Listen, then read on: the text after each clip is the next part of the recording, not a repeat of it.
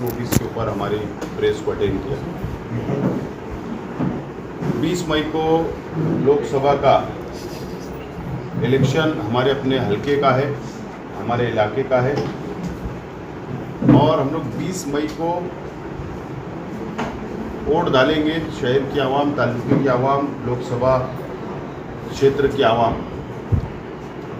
और आप लोग जानते हैं कि एक तरफ एनडीए आघाड़ी है और दूसरी तरफ इंडिया आघाड़ी है। और हमारे इंडिया आघाड़ी जो उम्मीदवार है कांग्रेस पार्टी से, डॉक्टर शोभा बच्छाव वो उम्मीदवार है। और हम लोगों ने इंडिया अलायंस के अंदर राष्ट्रवादी कांग्रेस पार्टी भी एक बड़ा घटक दल है, बड़ी पार्टी शामिल है। और हम लोगों ने शुरुआत, आप लोगों ने देखा कि जुमा के दिन हम लोगों ने गांधीनगर चौक पर जलसा लेकर उम्मीदवार को बुलाकर प्रचार की हम लोगों ने शुरुआत कर दी है। हमको कोई अधिकृत पार्टिमा देने की ज़रूरत नहीं है। हमारा अलायंस के अंदर ही कांग्रेस, राष्ट्रवादी और शिवसेना है। इसके लिए हमको कोई स्पेशल हिमायत देने की कोई ज़रूरत नहीं है। लेकिन हमने प्रचार शुरू कर दिया, वोट मांगना हमने कांग्रेस पार्टी से के उम्मीदवार के लिए शुरू कर दिया है। आज आप लोगों को बुलाने का जो मकसद है, प्रेस का जो मकसद है हमारा, राष्ट्रवादी कांग्रेस पार्टी, हमारी पार्लियामेंट बोर्ड की मीटिंग अभी खत्म हुई, हमारी चर्चा हुई और चर्चा के अंदर ये बात हमने फाइनल किया, फैसला किया है कि राष्ट्रवादी कांग्रेस पार्टी के शहर भर में जहाँ जहाँ पर भी कारपोरेटर है, जहाँ जहाँ साबिक कारपोरेटर है, जहाँ जहाँ पार्टी का वर्कर हमारा मौजूद है, हर गली हर कूचे में, हर इलाके के अंदर, हम हमारी पार्टी की तरफ से उनको यादी आज से हम लोग उनके पास भेज रहे हैं। और यादी के ऊपर ज़मीन लेवल के ऊपर प्रैक्टिकल अमली तौर पर हम लोग उनको काम के हुक्म दे रहे हैं कि हम लोग इसके ऊपर काम की आज ज़रूरत है। और ये यादी जाएगी, आज हमारी शुरुआत हो जाएगी, शहर भर के अंदर यादी तकसीम हो जाएगी कल तक। और हर इलाके के अंदर हम लोग प्रेस के ज़रिए, व्हाट्सएप के ज़रिए, सोशल मीडिया के ज़रिए कौन से इलाके के अंदर कौन से ज़िम्मेदार के पास कौन सी पेटी नंबर की यादी हमने दी है, आवाम को हम बोलेंगे। आवाम जाकर उनसे मुलाकात करे, अपना नाम चेक करे, अपनी स्लिप बनाए और हमारे कार्यकर्ता राष्ट्रवादी कांग्रेस पार्टी के मदद करने के लिए आवाम के लिए तैयार रहेंगे। ये फैसला आज हमने लिया है। और आप लोगों को पता है कि यादी बिना फोटो वाली आई है। कुछ नाम 50 नंबर यादी में, तो कुछ वही यादी के 100 नंबर यादी में चले गए। पूरी बिखरी हुई यादी है, बहुत इंतहाई ख़राब है। और मुझे ऐसा लगता है कि ये एक साजिश है कि वोट परसेंटेज हमारा गिरे, इसके लिए एक बहुत बड़ी साजिश रची गई है। लेकिन उसको नाकाम बनाने के लिए हम लोगों ने ये सोचा कि जलसा, जुलूस, रैली ये सब करने से बेहतर है कि हर शख्स को स्लिप बटे, हर शख्स, हर माँ बहनें, हर बुज़ुर्ग और नौजवानों तक, वोटरों तक स्लिप पहुँचे, ताकि ज़्यादा से ज़्यादा परसेंट बढ़े। ये हमने ये फैसला आज लिया है और आज इसीलिए आप लोगों को बुलाया गया है, नंबर 1। नंबर 2, इस बात का भी हमने फैसला किया है कि मालेगांव सेंट्रल असेंबली हल्का, मालेगांव मध्य विधानसभा क्षेत्र और रमजानपुरा, दरेगांव, मालदा शिवार, ये इलाकों के अंदर जहाँ जहाँ भी पोलिंग सेंटर है, मेरी मालूमात के हिसाब से तकरीबन 50 से 55 पोलिंग सेंटर है। उन पोलिंग सेंटर के बाहर राष्ट्रवादी कांग्रेस पार्टी इलेक्शन के दिन, इलेक्शन से 2 दिन पहले हम लोग स्टॉल लगाएंगे, मंडप डालेंगे, वहाँ पर कुर्सियाँ, टेबल, और वहाँ पर यादी रखी जाएगी। और वोटरों के लिए पानी का नज़्म, चाय पानी का नज़्म, और हमारे शहर के आवाम के लिए पानी का नज़्म, धूप बहुत है, और उनकी पूरी हेल्प पोलिंग सेंटर के ऊपर भी हम लोग करेंगे, इस बात का फैसला लिया गया है। मैं शहर की आवाम से अपील करता हूँ कि ज़्यादा से ज़्यादा वोट देने के अंदर हिस्सा ले, और हमारा एक ही मकसद है।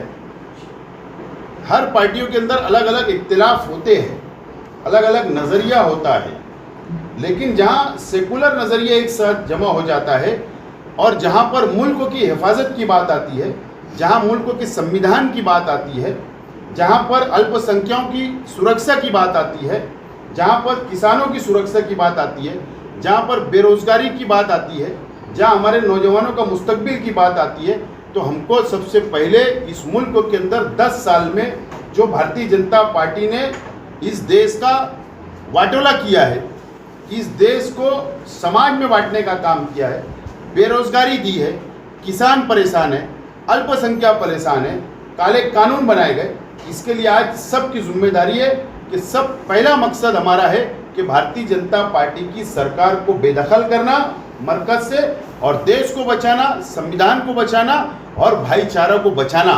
इसके लिए आज हम लोग जिम्मेदारी लेते हुए तमाम ही पार्टी के वर्कर, शहर भर के जिम्मेदार मिलकर हम लोग भाजपा को हराने की पूरी कोशिश करेंगे, और ये आज की मीटिंग के अंदर लाएमल तैयार किया गया है। हमेशा पार्टी या इलेक्शन में पार्टी में माहौल गर्म रहता है, आपने गर्म किया, बाकी कब गर्म हुआ? जो लोग गर्म नहीं कर रहे हैं उनसे पूछिए। अभी आपने कहा कि राष्ट्रवादी Congress party Sharad Pawar group India alliance का एक बड़ा हिस्सा है जी। पीछे कोऑर्डिनेशन की कुछ कमी है, तालमेल की कुछ कमी है, समाजवादी भी हिस्सा है, कांग्रेस भी हिस्सा है, तो कुछ मुश्तरका तौर पर कोशिश की जाए, ऐसा कुछ है क्या? नहीं, ये बात बिल्कुल है, इससे मैं इनकार नहीं करता हूँ। इससे पहले भी मैंने कहा कि हम लोग कोसों दूर है कोऑर्डिनेशन करने के लिए। इंडिया अलायंस की आज तक मालेगांव सेंट्रल, मालेगांव शहर के अंदर मीटिंग नहीं हुई। ये कमी हमारी इंडिया अलायंस के तमाम ही लीडरान की है, जो मैं समझता हूँ ज़्यादा जिम्मेदारी इंडिया अलायंस की उम्मीदवार की थी, लेकिन वो सफल नहीं हुई। ये बात का इतराफ़ हम लोगों को है।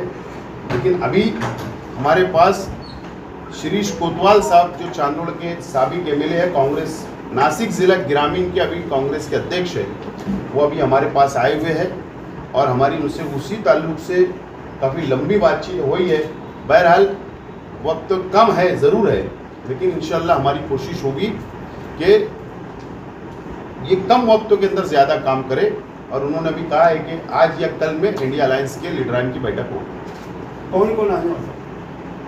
अब पार्टी के लीडर साबिक एमएलए शिरीष कोतवाल साहब, जो चांदोड़ के हैं, वो डिस्ट्रिक्ट प्रेसिडेंट नए बनाए गए कांग्रेस पार्टी की नासिक ज़िले के ग्रामीण के, वो आए हैं। और हम, वो सीनियर नेता है, और मेरे वालिद के साथ वो एमएलए भी रहे और उनको बहुत तजुर्बा है, वो आए हैं। मुझे उम्मीद है कि वो आने से जो भी कमज़ोरियाँ थी, जो भी दूरियाँ थी, या जो भी कोऑर्डिनेशन नहीं था, वो मैं समझता हूँ वो हल होगा। इंडिया अलायंस के उम्मीदवार को अलग अलग नामों से कुछ लोग हिमायत दे रहे हैं, माजी में उन पर फिरका परस्त होने का इल्ज़ाम भी लगा है। इसको किस नज़रिए से देखते हैं? क्या नुकसान होगा या फ़ायदा होगा? पहली बात तो ये, कौन हिमायत दे रहा है, कौन मुखालफत कर रहा है, हमारी उम्मीदवार की तरफ से मैं कहीं भी शामिल नहीं हूँ। वो डायरेक्ट उम्मीदवार का, उन लोगों का कांटेक्ट है, मैं कोई हिस्सा नहीं लिया हूँ। इसके लिए मैं समझता हूँ उनका जवाब जो है वो डॉक्टर सुबह बच्चा साहब अच्छे ढंग से आपको दे सकते कि वो उम्मीदवार है। ऐसी तंजीमें भी हिमायत दे रही जिन्होंने आज़ादी के बाद से आज तक के किसी भी सियासी तंजीम की हिमायत का ऐलान नहीं किया, लेकिन अब कुछ तंजीमें ऐसी ऐलान कर रही हैं, तो क्या इसको भाजपा की हार ये भी है या फिर कांग्रेस की बढ़ती हुई मकबूलियत समझा जाए? ना, मैं समझता हूँ कि अभी तक तो ऐसे मेरे न्यूज़ पढ़ने में नहीं आए या व्हाट्सएप पे, सोशल मीडिया पर मैंने कहीं देखा नहीं कि अगर कोई भी समाज, कोई भी धर्म की अगर दीनी तंजीमें, समाजी तंजीमें अगर ऐलान करती है, तो ये उनका अपना मसला है कि उनका क्या नज़रिया है। मैं समझता हूँ आप लोग उनसे ही ये सवाल करें तो बेहतर होगा। शोभा साहिब बच्चाओं की मुखालफत करने वाले आज आपके आजू बाजू है, आसपास है, तो कुछ असर पड़ेगा इस पर? साबिर गवर साहब है, यही ना बोलना चाहिए? हाँ, यही बिल्कुल। साबिर गवर साहब का जो शेख रशीद साहब के ताल्लुक़ से उन्होंने कहा, उसके अंदर सच्चाई है। लेकिन साबिर गौर साहब ने भी इस बात का खुलासा दिया कि ये हमारी व्यक्तिगत बात है, लेकिन यहाँ भाजपा को हराना है, इसके लिए हम सब पार्टी का एक एक वर्कर, अदना सा वर्कर, बड़ा ओहदेदार, हम भाजपा को हराने के लिए एक मंच पे एक साथ है। ओके।